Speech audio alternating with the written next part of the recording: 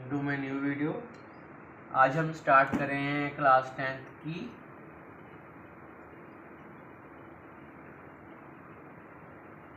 Exercise 1.2।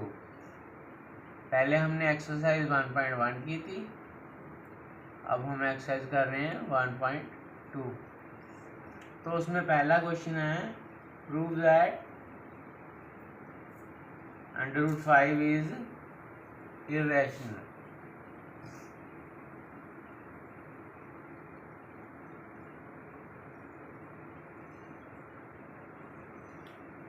वैसे exam में इसका एक आधा क्वेश्चन नहीं आ सकता है, पर आता नहीं वैसे ज़्यादा। तो इसमें वो हम कैसे करते हैं, लेट अस एज्यूम, मान लेते हैं कि ये 5 जो √5 है वो रैशनल है, पर हमें प्रूव भी करना है कि ये इर्रेशनल है।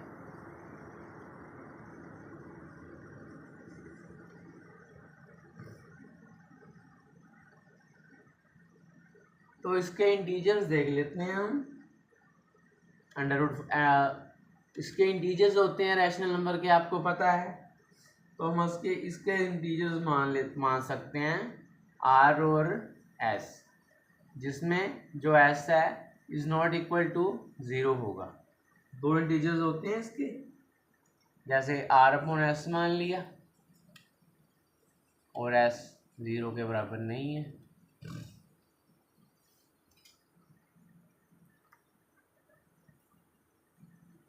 मान लेते हैं इसका एक कॉमन फैक्टर है जो 1 के अलावा है, रैदर देन 1 नहीं है पर कोई और है कॉमन। तो करने के लिए a/b करते हैं, पर a/b जो है वो प्राइम नहीं है।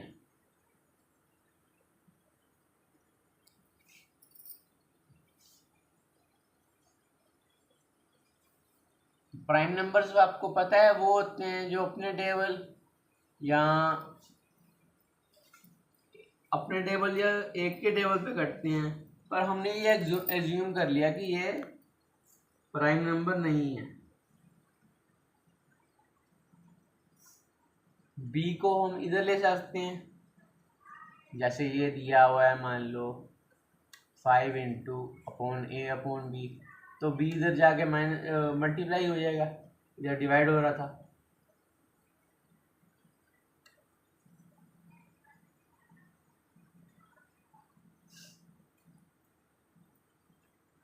तो अगर हम दोनों साइड्स को स्क्वायर करेंगे, b का स्क्वायर आ गया सीधा, 5 को स्क्वायर करेगा तो √5 × √5, अंडर कट गया, 5b², √5 डिवाइड हो गया, जैसे √5 × √5 करेंगे हम, स्क्वायर कर दिया इनको, तो क्या आ गया इसका √25, 25 का √5 होता है।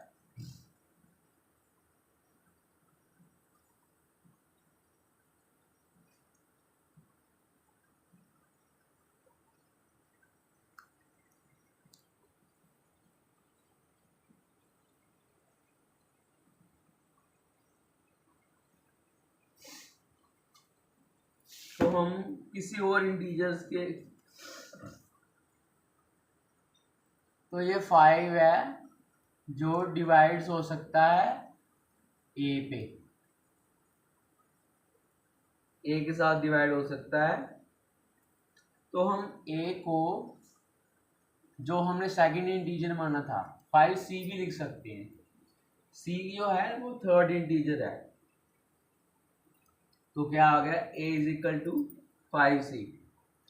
तो पहले हमने ये देखा था 5b², इन b² तो 5b² सेम ही है, 5b² तो सेम ही है,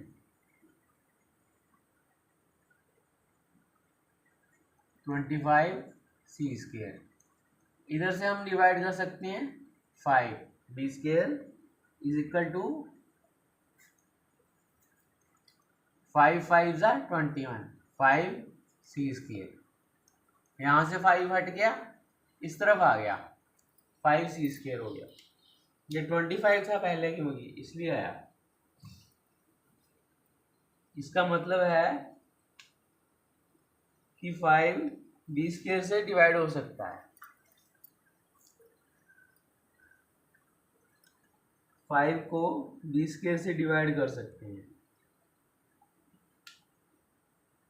ये मैं रब कर रहा हूँ, आप नोट डाउन कर सकते हैं।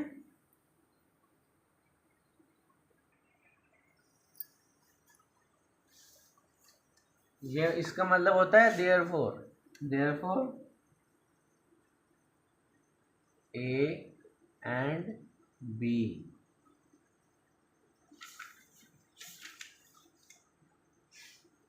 इसका कोई कॉमन फैक्टर तो है।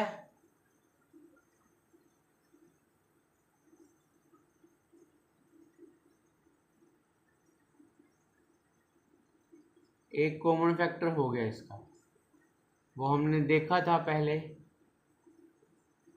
रैशनल नंबर जब माना था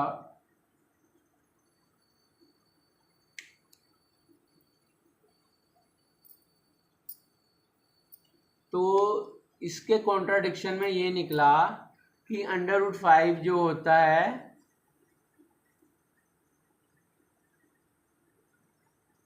वो रैशनल नंबर नहीं होता, वो इर्रेशनल नंबर होता है। √5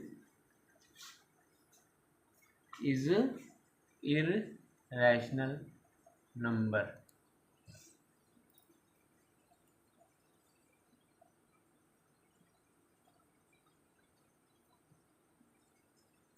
तो हमने ये माना था कि √5 इर्रेशनल नंबर होता है, तो माना नहीं था, हमने ये माना था √5 रैशनल नंबर है।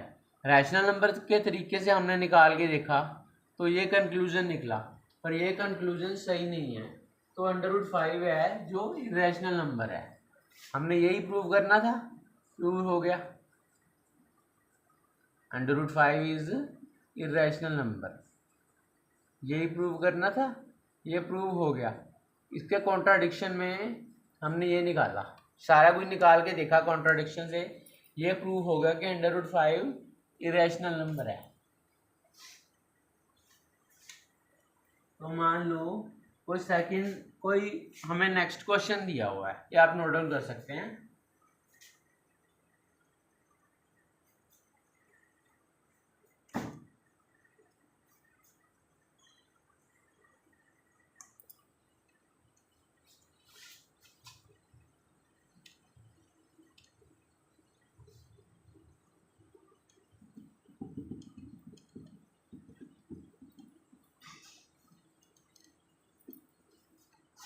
तो हमें एक इक्वेशन दी हुई है, हमें ये प्रूव करना है, प्रूव दैट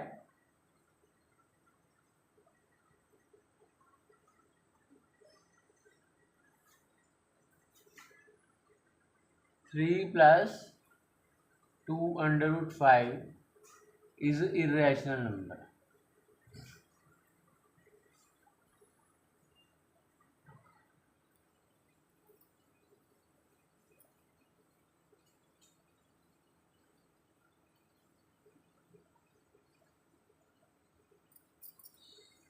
ये हमें प्रूव करना है।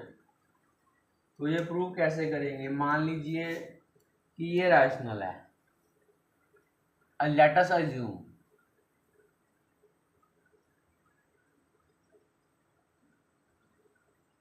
एज्यूम कर लिया कि 3 + 2 √5 रैशनल है।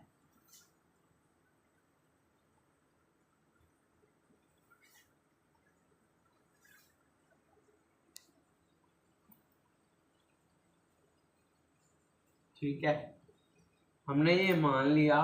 और तो जो पिछले क्वेश्चन में हमने देखा था, तो मान लेते हैं कि इसके ए बी बनते हैं फैक्टर, ये रैशनल है, तो A and B are coprime. Coprime मतलब कि जो प्राइम नंबर नहीं होते, प्राइम नंबर आपको पता है सिर्फ अपने टेबल या एक के टेबल पे करते हैं, तो एक के टेबल पे डिवाइड होते हैं प्राइम नंबर जो होते हैं वो एक के टेबल या अपने टेबल पे डिवाइड होते हैं। तो 3 + 2 √5 ये क्या हो गए, a/b के इक्वल हो गए, इक्वल टू हो गए बिल्कुल। ठीक है, तो ये 2/5 इधर रह गया, 2/5 को छोड़ दिया हमने, a/b -3 इधर प्लस का था, इधर जाके माइनस का हो गया, -3 हो गया। तो हम मान लो इसका आपको पता है रैशनल नंबर की मल्टीप्लाई कैसे निकालते हैं, रैशनल नंबर की माइनस कैसे निकालते हैं। उसको एलसीएम लेके, हमने इसका एलसीएम लिया, 3 के नीचे कुछ नहीं है तो b एलसीएम आ गया, a - 3, इसको 1 से डिवाइड किया, 1 × 3 3b, 3b आ गया। और 2 और 3 जो इंटीजर, 2 ये 3 ये 2 ये इंटीजर्स हैं। अब हमने इंटीजर्स में भी देखा था, लेफ्ट साइड भी होते हैं, राइट साइड भी होते हैं, इंटीजर्स पॉजिटिव भी होते हैं, नेगेटिव भी होते हैं।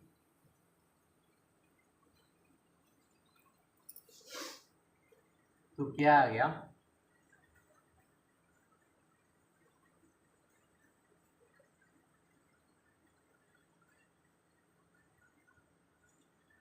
ये तो मान लिया था रैशनल है, पर अंडर रूट वाला नंबर, अंडर रूट माना था, जो पिछले क्वेश्चन में देखा था वो √5 था, वो इरेशनल है।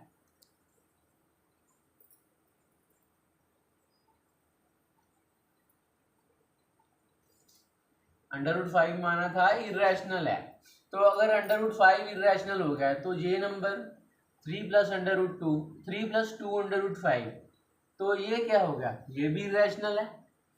हमने ये एज्यूम किया था 3 + 2 √5 रैशनल है, पर ये रैशनल नहीं है, √5 तो इरेशनल था, हमने पिछले क्वेश्चन में देखा था। तो ये 3 + 2 √5 इरेशनल है।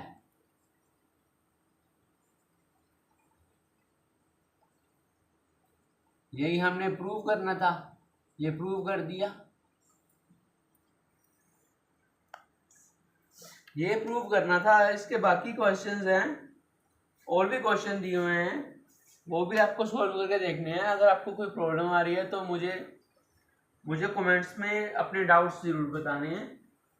पहले इसको a/b के बराबर मानना था, फिर आपको 3 को उधर ले गए हम, इससे निकाला 2 और 3, 2 और 3 ये इंटीजर्स हो गए, 2 और 3 इंटीजर्स हो गए। a/b तो इंटीजर्स होते नहीं है, इंटीजर्स में तो सिर्फ नंबर ही आते हैं। और √5 जो है वो पहले हमने देखा था इरेशनल है, और अगर वो इरेशनल होगा तो 2 √5 जो इसके साथ मल्टीप्लाई हो रहा है वो भी इरेशनल है। तो हमने ये जो एज्यूम किया था 3 + 2 √5 रैशनल, ये रॉन्ग है, रॉन्ग इक्वेशन है, ये बिल्कुल रॉन्ग इक्वेशन है।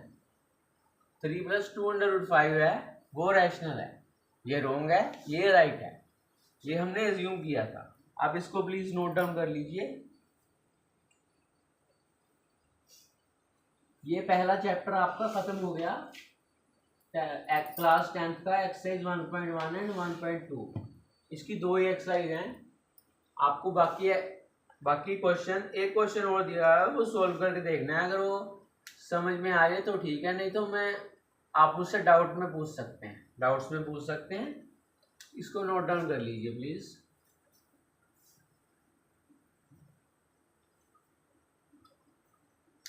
इसके बाद सेकंड चैप्टर स्टार्ट होगा क्लास 10th का ही।